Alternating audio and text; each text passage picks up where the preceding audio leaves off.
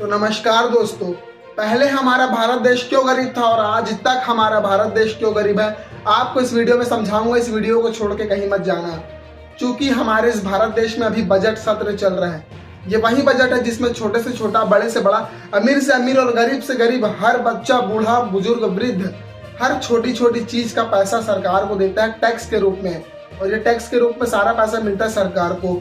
फिर वह नेता, अधिकारी, कर्मचारी अपना अपना हिस्सा लूटते हैं और वह बंदर बाट मचाते हैं और थोड़ा सा पैसा दे करके बोलते हैं कि हमारे भारत देश का विकास करो।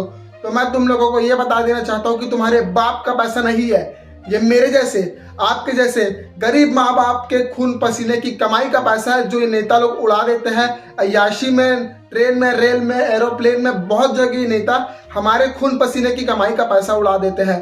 क्योंकि हमारे भारत देश में अगर थोड़ी देर के लिए सरकार नहीं होती है, हम सभी आम नागरिक आपस में मिल करके इस टैक्स के पैसे को इकट्ठा कर ले और इस टैक्स के पैसे को सरकार को देने के बजाय सीधा गरीबों में बांट दे, तो हमारा भारत देश में गरीबी 1-2 साल में ही खत्म हो जाएगी।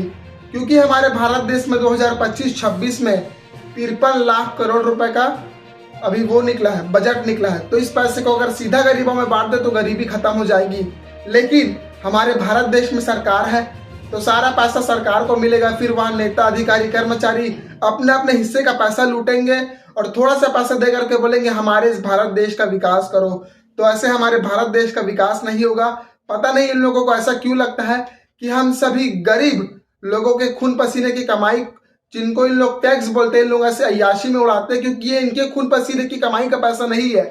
ये हमारे जैसे, आपके जैसे खून पसीने की कमाई का पैसा है। और अगर ये नेता हमारे भारत देश को छोड़ करके चले गए और कुछ पढ़े लिखे लोग, कुछ नहीं बहुत ज्यादा अगर पढ़े लिखे लोग हमारे इस भारत देश में आकर के संसद में बैठने लगे, तो हमारे भारत देश में गरीब 1-2 साल में ही खत्म हो जाएंगे।